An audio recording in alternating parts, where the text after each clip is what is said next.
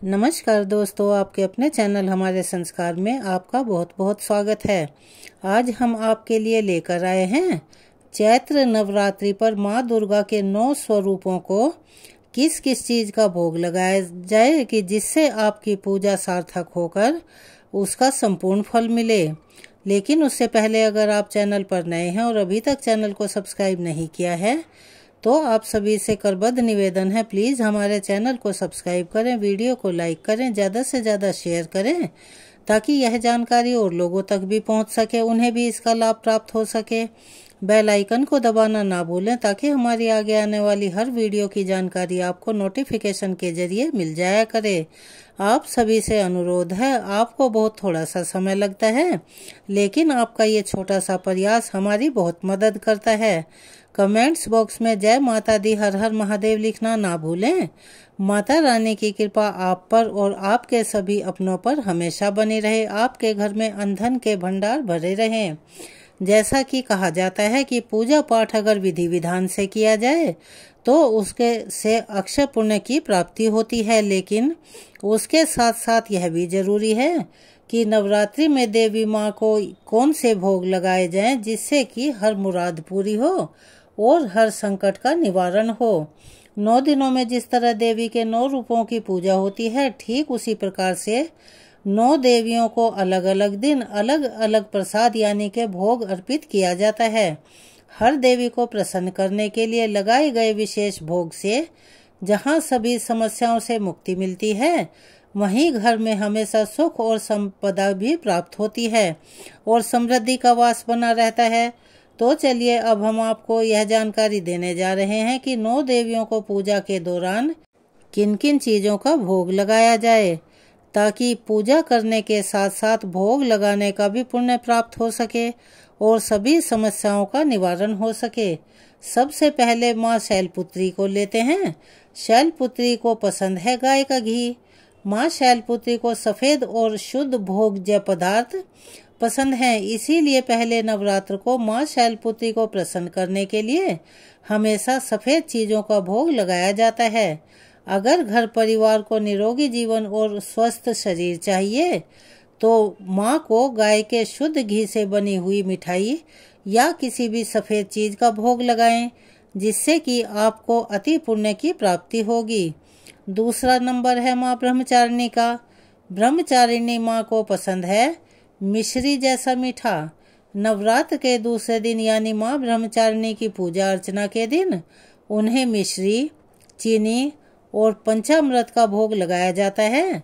जैसा कि हमने आपको बताया, माँ को मिश्री जैसा शुद्ध मीठा पसंद है और इस भोग के अर्पण से प्रसन्न होकर माँ भक्तों को लंबे और निरोगी जीवन का आशीर्वाद देती है और घर में हमेशा लक्ष्मी का वास बना रहता है। तीसरा नंबर है माँ चंद्रघंटा का। माँ चंद्रघंटा को दूध बहुत पसंद है। माँ चंद्रघंटा को दूध और उससे बनी हुई चीजें अति पसंद हैं, इसीलिए पूजा के समय माँ को दूध और दूध से बनी वस्तुओं का भोग लगाया जाए तो वो अति प्रसन्न होती हैं। इसमें खीर, रसगुल्ला और मेवे से बनी मिठाइयाँ शामिल हैं। भोग लगाने के बाद यही चीजें आप प्रसाद के रूप में बांट सकते हैं और प्रसन्न होकर माँ लंबे समय से चली आ रही समस्याओं का स्वतः ही नाश कर देती हैं और सुख समृद्धि का घर में वास होता है और हमेशा धन धान्य से घर भरा पूरा रहता है। अब अगला नंबर है माँ कुष्मांडा का। तो जैसा कि सभी माताओं को अलग अलग चीज़ें पसंद हैं, उसी तरह से माँ कुष्मांडा को क्या पसंद है भला? मालपुआ। माँ कुष्मांडा को मालपुआ बहुत पसंद है।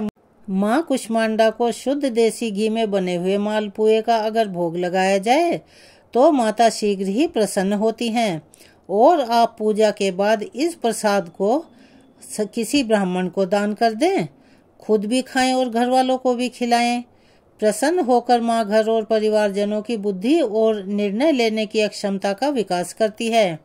वैसे तो सभी देवियों की पूजा, सब दिन की पूजा नवरात्रि के 9 दिनों में खास ही होती है और हर किसी को उसका पुण्य प्राप्त होता है, लेकिन माँ कुष्मांडा की पूजा विद्यार्थियों के लिए खास लाभकारी बताई गई है। इस दिन विद्यार्थी पूजा करके अगर मालपुए का भोग लगाते हैं तो उन्हें सकारात्मक फल मिलते हैं। अब अगला नंबर है माँ स्कंद माता का। तो स्कंद माता को पसंद है केला। पंचमी तिथि की देवी माँ स्कंद माता को प्रसाद के रूप में केला चढ़ाया जाए तो वो अतिशीघ्र प्रसन्न हो जाती हैं।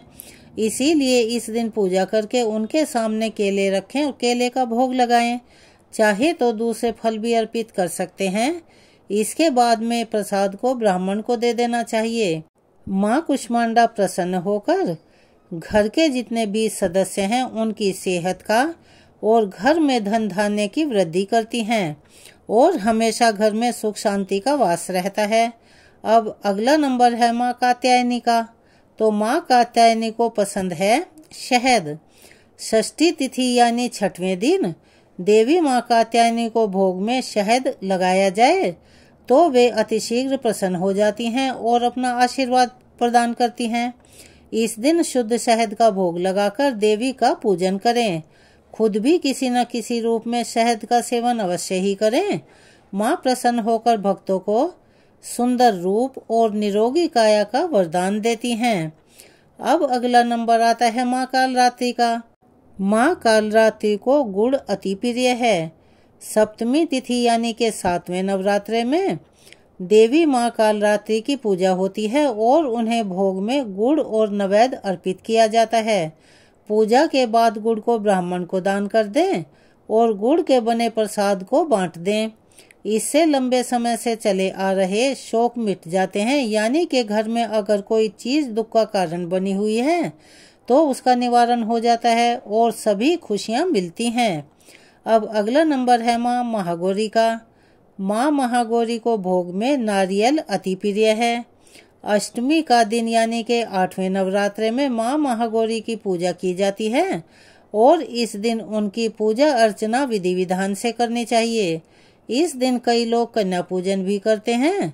माँ को नारियल का भोग लगाएं। ऐसा करने से सभी मनोकामनाएं अति शीघ्र पूरी होती हैं। जिन मनोकामनाओं को लेकर आप काफी समय से परेशान हैं कि घर में कोई काम नहीं हो रहा है या बनते हुए काम बिगड़ जा रहे हैं, तो इस दिन माँ को नारियल का भोग लगाने से वो सभी मनोकामनाएं अतिशीघ्र पूरी होती हैं। अब अगला नंबर आता है माँ दुर्गा का। माँ दुर्गा को पसंद है हलवा पूरी। 9वें दिन यानी के 9वें नवरात्रे में महानवमी को हलवे, चने और पूरी का भोग लगाना चाहिए और कन्या पूजन के समय वही प्रसाद कन्याओं में बांट देना चाहिए। दुर्गा माँ को हलवा पूरी का प्रसाद अति प्रिय है और नवमी को हुए पारण से साधक को हर तरह से सुख संपन्नता का वरदान मिलता है और माता रानी की कृपा उन पर, उनके घर पर और घर के सभी सदस्यों पर हमेशा बनी रहती है। उनके जीवन में कभी भी कठिनाई और समस्याएं नहीं आती। तो यह हमने आपको जानकारी दी माता पार्वती के 9 स्वरूपों का यानी नव दुर्गाओं के 9 भोग के बारे में। अगर आप पूजा करने के बाद भोग भी इसी प्रकार लगाते हैं तो जो भी आपकी समस्याएं या कष्ट हैं उनका निवारण अति शीघ्र होगा और आपकी मनोवांछित सभी इच्छाएं पूर्ण होंगी। यह जानकारी आपको कैसी लगी कमेंट्स बॉक्स में अपनी राय अवश्य ही लिखें।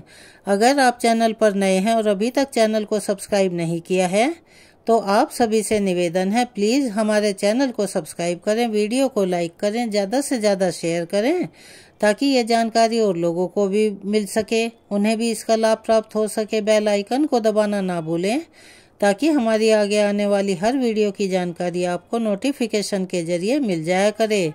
कमेंट्स बॉक्स में जय माता दी, हर हर महादेव लिखना ना भूलें। अपना सहयोग और प्यार हमें ऐसे ही प्रदान करते रहें। धन्यवाद।